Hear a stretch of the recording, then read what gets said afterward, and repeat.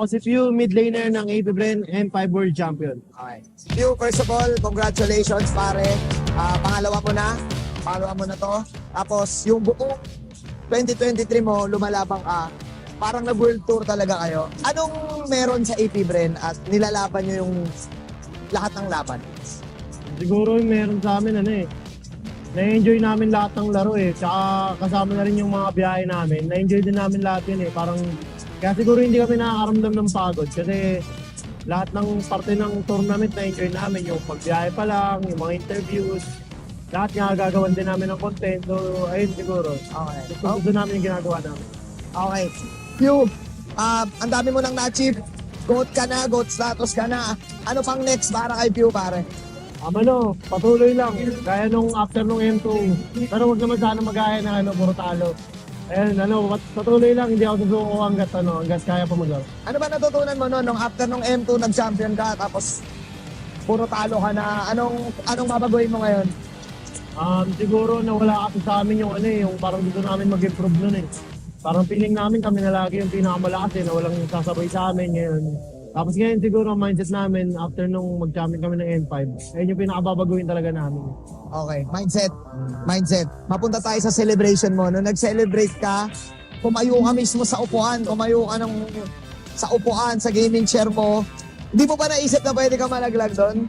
Hindi ko maisip at tumayo ako dun kasi yung upo ko nun nakatapak yung dalawang pa ako sa upuan habang naglalaro. Ayun yung pinaka-komportable kong upo Tapos na nag-champion, parang tumayo lang ako bigla. Hindi ko alam na nakatayo na pala ako sa gaming chair.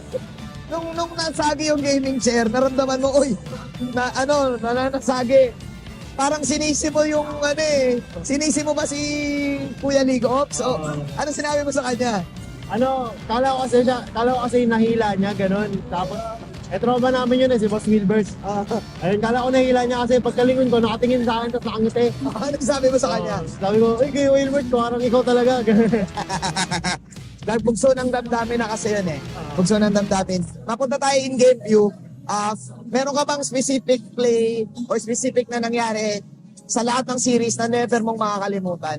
Siguro yung sa Game 5, yung buong gameplay ko ng linya ng Game 5. O yun, saktong-sakto, gusto ko pag-usapan yung linya. Merong isang specific play na linya ka, tapos na-touch mo yung Star Shatter ng Novaria. At in saktong-sakto sa Winter Truncheon. Ano ba pumapasok sa utak ko paano mo nagawa yung touch na yun?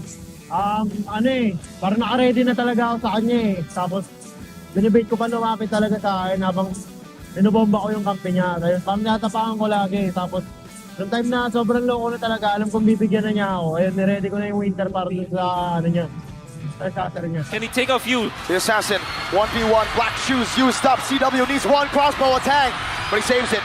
He saves it. He outplays Pew, but Immortality gets bought out, and CW will back away. Pew has done it. What a play. Open Turnaround. Now it's going to be Kyrie, who still is able to bomb in that Poisons. He's isolated from the team, but he is soaking a lot of damage. Final clash might be happening right now. The Immortality, no Immortality.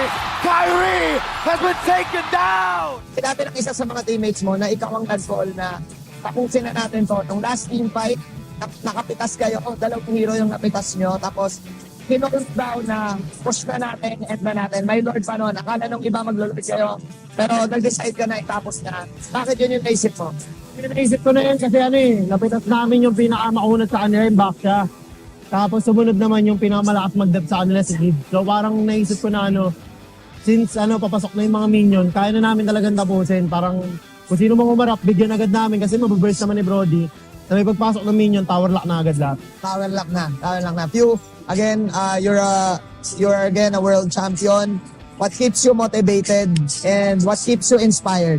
Siguro ang pinaka nagmo-motivate sa akin yung lahat ng nagtitiwala sa akin. Mapapamilya man, supporters, yung coaches ko, yung buong management, yung team ko. Kasi kahit sa mga time na na mahina ako, nagtitiwala pa rin sila sa akin Tapos lalo na ngayon time na na feeling ko malakas kami, ganun. Nagtitiwala talaga sila sa akin. Kaya yung nagmo-motivate sa akin.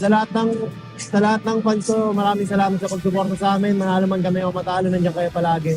Mukha man na hindi namin kayo na-appreciate, pero lagi namin kayo na-appreciate, lalo na sa mga pumupunta, nanonood, sobrang na-appreciate namin kayo. Okay. Ako si Pew, M5 World Champion.